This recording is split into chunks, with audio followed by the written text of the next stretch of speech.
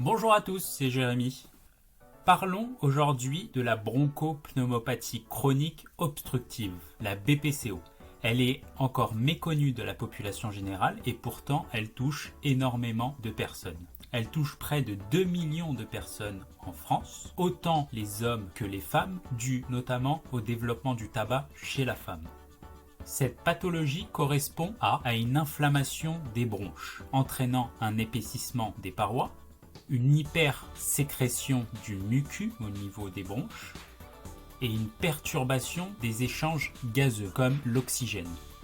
Cette maladie se manifeste par la présence d'une toux persistante ou encore d'un essoufflement de plus en plus important, entraînant au fur et à mesure du temps de nombreuses hospitalisations, notamment dues à une aggravation de cette gêne respiratoire au quotidien, ou encore l'apparition fréquente d'infections pulmonaires pouvant être parfois gravissimes et autres. Il y a bien sûr des facteurs de risque favorisant l'apparition de cette pathologie. Bien sûr, la première cause est le tabac, étant la cause de plus de 80% des BPCO. Nous avons encore la pollution, l'exposition à certaines substances chimiques comme la silice ou encore des causes génétiques. Le diagnostic se fait par, bien sûr, les symptômes associés à ce que l'on appelle une spirométrie, une machine dans laquelle il faut souffler qui permet d'évaluer le volume pulmonaire et de diagnostiquer la présence d'une BPCO ou non. Une fois cette pathologie présente, il n'est plus vraiment possible de la guérir. Cependant, on peut la ralentir et même inverser les symptômes. La première chose étant primordiale est l'arrêt du tabac, qui est extrêmement importante.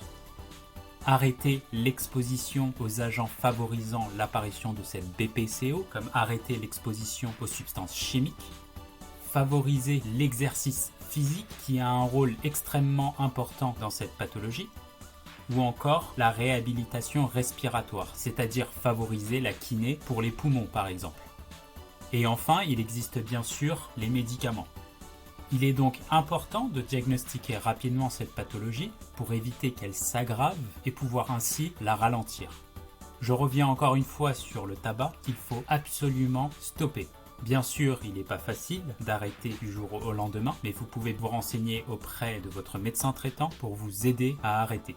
Et bien sûr, favoriser l'activité physique. J'espère que cette vidéo vous a renseigné le plus possible.